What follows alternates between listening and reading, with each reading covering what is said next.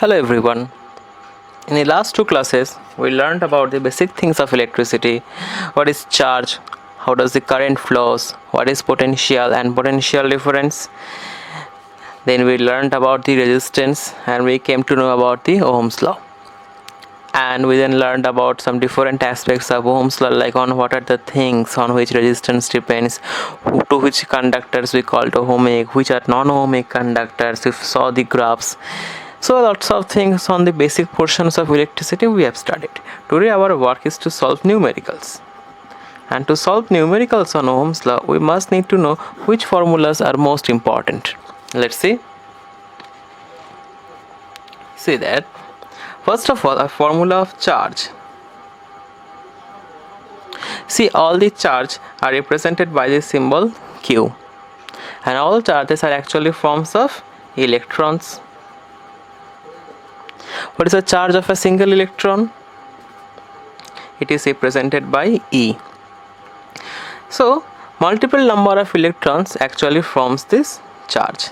So, Q is basically N into E, where N is the number of electrons. Clear?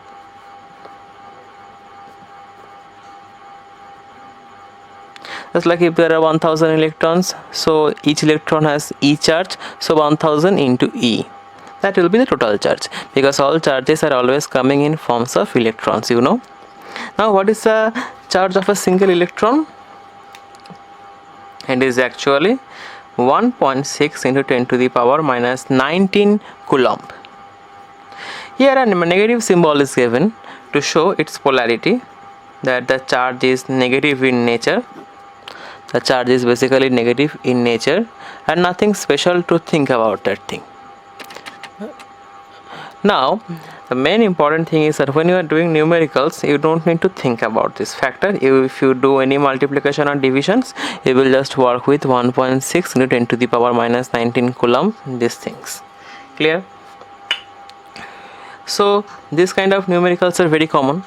It's often given that you are given the current flow, or you are given the charge, and you are asked to calculate how many number of electrons are flowing.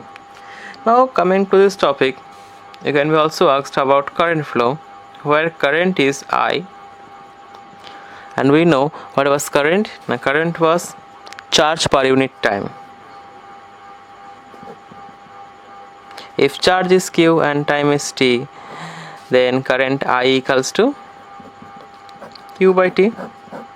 This was our second formula. Also I can put Q equals to NE, then I will be Q equals to NE by T. If you are asked about normal current flow, it will be answered by this.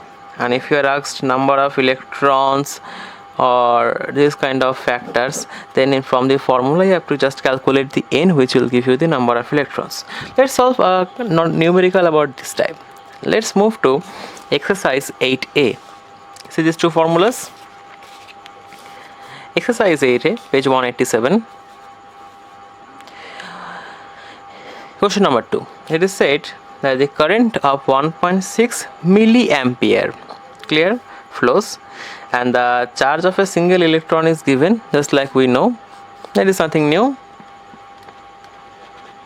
Okay. We can see the numericals now. You are asked calculate the number of electrons per second. Okay, this is our target, to calculate the N, the number of electrons. So from the previous formula I got I equals to Q by T, that is charge by time, equals to NE by T, where Q equals to NE I put, where N is the number of electrons which I have to calculate. Now what is the amount of current flow? 1.6 milliampere. Yes, for numericals we cannot use milliampere, because whenever you will put in the Ohm's law, you have to convert them into ampere. So what is the conversion? Now 1 milliampere equals to 10 to the power minus 3 ampere. It's just like you converted 1 millimeter equals to 10 to the power minus 3 meter.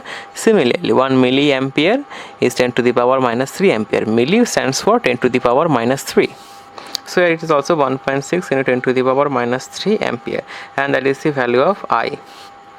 So I put this in the value N into E, and time is of course 1 second, because this amount of current flow means charge flow per unit time means 1 second, and charge of a single electron is given. You remember, I hope, just I told before, don't need to use the symbol. So N into E's value is 1.6 into 10 to the power minus 19. Clear? Now very simple, just dividing by 1 doesn't matter. So N into minus 19, cancelling 1.6 from both sides. So what is N? 10 to the power minus 3 by 10 to the power minus 19, that is N. So N equals to, it goes up, 10 to the power minus 3 plus 19, that is 10 to the power 16. So N equals to 10 to the power 16. This is the number of electrons. This is the number of electrons flowing per unit time. So this kind of numericals can be asked to you. These are the very basic kind of numericals. Okay, so I hope this one is clear. How did we finish it? That is question number 2. Now the next kind of formula we can use is the Ohm's law. Ohm's law is quite easy. All of you remember, I hope. The Ohm's law says that current flow is proportional to the voltage difference, and resistance comes as the constant factor if all the external parameters are unchanged, where V is the potential difference, I is the current flow, and R is the resistance. Potential difference we get in volt, current flow in ampere, and it is in ohm. The symbol is this. Clear? So now this kind of sums you will get is very easy. Either I and R is given, you are asked to calculate V, or V or I given, you are asked to calculate R. So let's solve one of this kind. Let's do question number 4, the very easy one.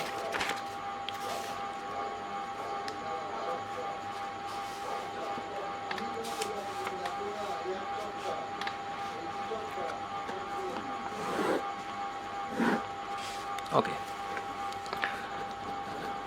Question number 4.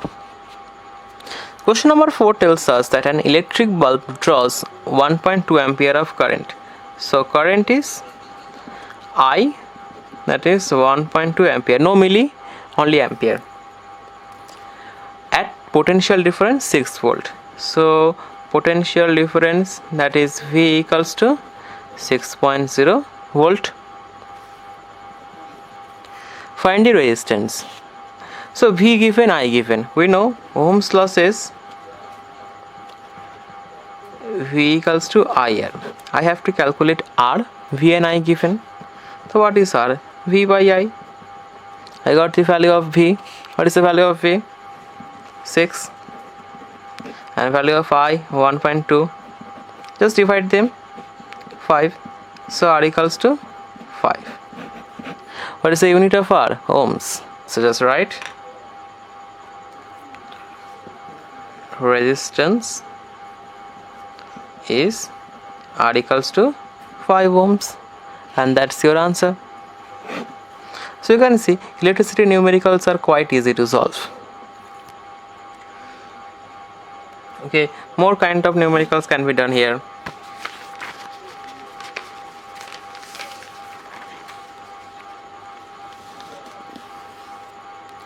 Question number 6.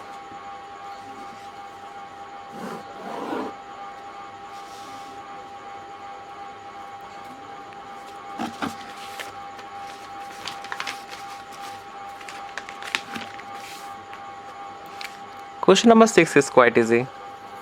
It says calculate the current flow. This time I have to calculate I, not R. Calculate the current flowing through a wire of resistance 5 ohms. So you can see resistance R equals to 5 ohms, and the battery is of potential difference 3 volt. You are asked to calculate the current flow. We know Ohm's law suggests V equals to IR. V given and R given. I have to calculate current, that is I. So current, what will be I? I equals to V by R, that is V equals to IR. Now I, that is V's value is given 3 and R is 5. So 3 by 5 is 0.6. So I equals to 0.6. So what should be the answer?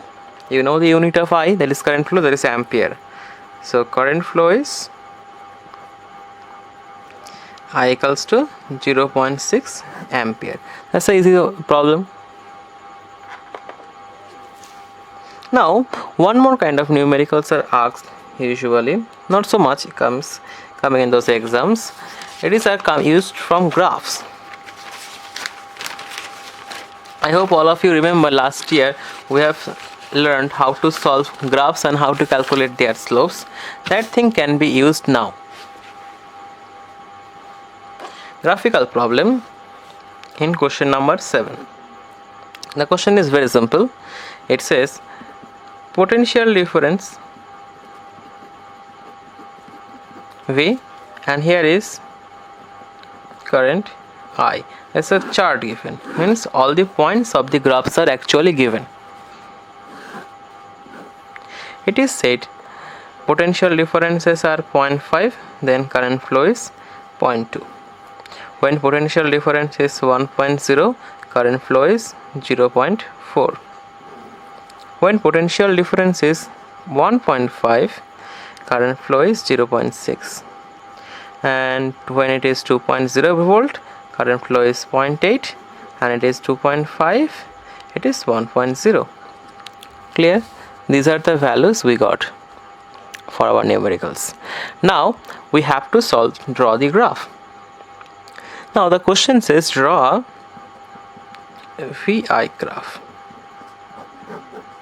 What does this VI graph means? VI graph means voltage versus current graph. Voltage versus current graph. Clear? How will you draw a VI graph? That is easy.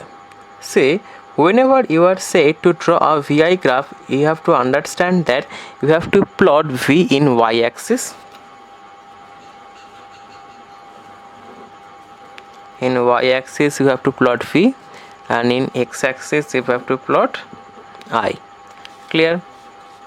Now see, the V's are given in a difference of 0.5, 0.5. So 0.5, 1, 1.52, 2.5. So I will give 0 here. This is 0.5. Try to keep them equidistant using a scale. 1.0, this is 1.5, this is 2.0, this is 2.5. Clear? And current is given in a gap of 0.2. So I will draw like them. It's better to use a scale. 0.2, 0.4, 0.6, 0.8 and up to 1.0. This much we are asked. Clear? So that is the axis drawing of VI graph. That is voltage current graph. Clear? So VI graph stands for voltage current graph. Remember please. That is. Now let's just easy plot the points. 0.5, 0.2. So at 0.2 I will get 0.5. Just start plotting this. At 0.4 I get 1.0. This another point. At 1.5 I got 0.6. At 2.0 we got 0.8, and at 2.5 I got 1.0. So these are my points. I can easily draw them. This one, another one, this one, and this one. Clear? And that's the 0, 0 point. Okay. Now if you are asked to draw the VI graph, you have to just join all these points. You just join them and you got the VI graph. So that is our VI graph. It is done. if you in any case you are asked to draw VI graph, you have to just draw the axis and put the points of voltage and current. Now see, you are asked some tricky questions, that draw the potential difference when the current flow is 0.5 ampere. Now you are asked to draw calculate the potential difference from the graph. See, in the between line between 0.4 and 0.6 we get the 0.5 line, and between 1.0 and 1.5 I will get the potential. How to calculate that potential? See, it's very easy. You have to just calculate the slope. Just draw a line here. This part gives you delta V and this part gives you delta I, that is change in I and change in V. What is slope? Slope is delta V by delta I, and that is the voltage by current, that is the resistance. What is the value of resistance we can get? Delta V is 1.5 minus 1.0. This point line is 1.5, this point is 1.0, the gap is delta V is 0.5. For the delta I, it is 0.6 minus 0.4, this gap is 0.6 minus 0.4, that is 0.2. So 0.5 by 0.2, that is 2.5 ohms. Clear? This is the answer of question C. Okay. Once you can calculate the answer of part C, other questions becomes easy. You got the R. See, this is a constant straight line graph. So potential difference of V when I is 0.5. Now when I equals to 0.5 ampere, what is the potential difference? V equals to IR. So I is 0.5 and R is always 2.5. 2.5 into 0.5, that is 1.25 ampere. This one you can calculate using your calculators too, if you are not sure about the values. That is the answer of part A. And for the part B, this is also easy. The current I have to calculate when potential difference is 0.75 volt. Potential difference V equals to 0.75 volt. Okay. Resistance I got before 2.5.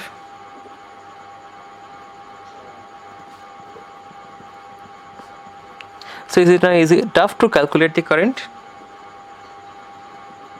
Current I equals to V by R.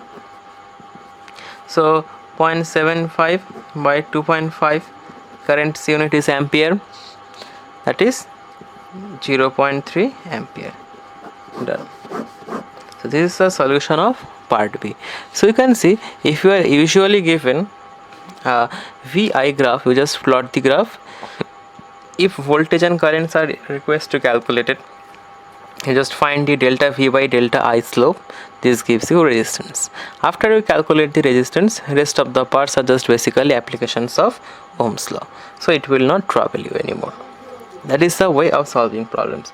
You can also calculate more things from here. See, one more thing we have learned.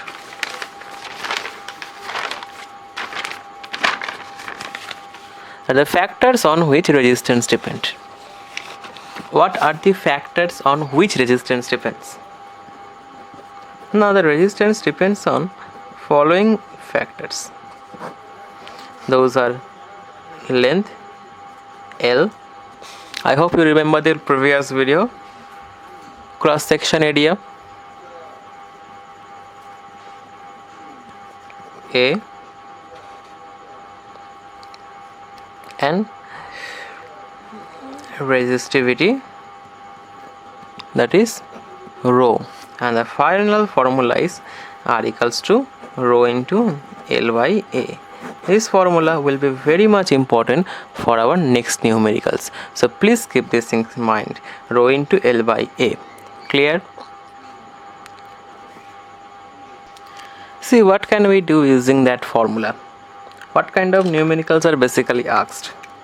Now we are asked to calculate different kind of ratio cases, like what? Say R equals to rho into L by A. We got the formula. Now what happens if resistivity, please remember this formula. If resistivity rho, area A is same, then rho and A is same, then what happens? It is just only dependent on the length. It is only dependent on length. Clear? So if resistivity and rho is same, only R equals to L, so in these cases R1 by R2 equals to L1 by L2. Means it's just a factor of length, because you see it's proportional to L. So as R proportional to L, clear? This kind of ratios are asked. Or if rho and L are kept same,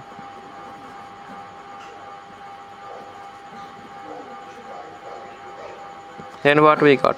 R proportionals to 1 by A. So we got R1 by R2 equals to A2 by A1. These kind of ratios are often asked. Just like if I double the wire, if I triple the wire. What do you mean by doubling the wire? If I just put one wire and another wire, this is doubling the wire. You can see I have just doubled the pen. Doubling the pen means I am just doubling the cross-sectional area. Means the cross-sectional area A becomes twice. Or tripling the wire means the cross-sectional area becomes thrice. And for length cases, the questions are more easy. Let's solve. If you solve them, you will understand. Let's solve the question number 9. And in few cases, rho is asked to calculate. Say, question number 8. Okay, two wires of same material. Two wires of same material. If you are said same material, that means rho is same, because rho depends on material. Clear? Now have ready, very careful. Ready is 1 mm, that is first wire. Sorry, it should be smaller. And 4 mm of, sorry, 2 mm of second wire. You remember cross-sectional area. Cross-sectional area means what area? Now, if this is the conductor, this area is called cross-sectional area. You can see this is mostly a circular area. So if the radius is given, the formula is very simple. A is equals to pi into r square, where r is the radius. So if the means ratio of the radius are given, it becomes quite easy. That R1 by R2, that is resistance 1 by resistance 2, equals to A2 by A1. This is the relation of resistance with area. Now what is A2? A2 is pi R2 square, and A1 is pi R1 square. Clear? So R1 by R2 equals to pi R2 square by pi R1 square. Pi cancels, so it basically R2 square by R1 square. Now what is R2?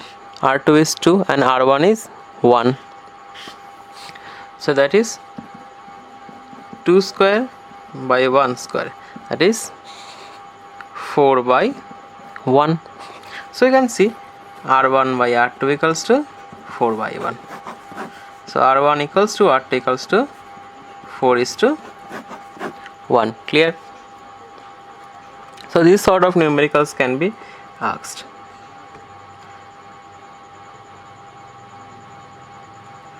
Okay, one more numericals we will do. Rest will be on you. Question number 13. The filament of a bulb takes a current of 100 milliampere.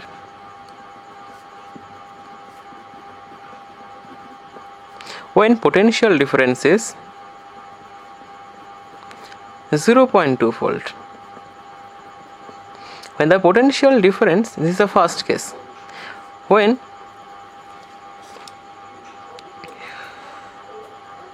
so this is said, and another case is said, is the first case. Second case says when potential difference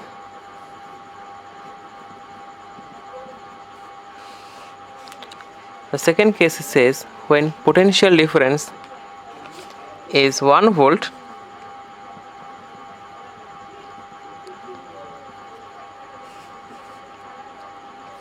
and then current becomes 400 milliampere. You are asked to calculate resistance for this case. So these are my two cases. So for the first case, V given, I given. What is resistance? V by I. So 0.2 by 100. Will you use 100? The answer is no, because 100 is in milliampere and it is also 400 in milliampere. Whenever in your numericals milliampere is given, your first work is to convert them into ampere. So I is 100 milliampere equals to 100 into 10 to the power minus 3, that is 0.1 ampere. So I is 0.1 ampere. Clear? Now potential difference is 0.2 volt. So R equals to V by I. So 0.2 by 0.1 equals to 2 ohms. So this is a resistance in the first case, that is 2 ohms. Clear? In the next case, current is I equals to 400 milliampere. That is again similarly calculations 0.4 ampere, and V is, we all know, 1 volt. So what is the resistance? V by I, that is 1 by 0.4, that is equals to 2.5. So R equals to 2.5 ohms. So this is how, it's just a very easy formula, easy numericals, and you can solve all this on your own. So please solve all the exercise and send me as early as possible. Thank you.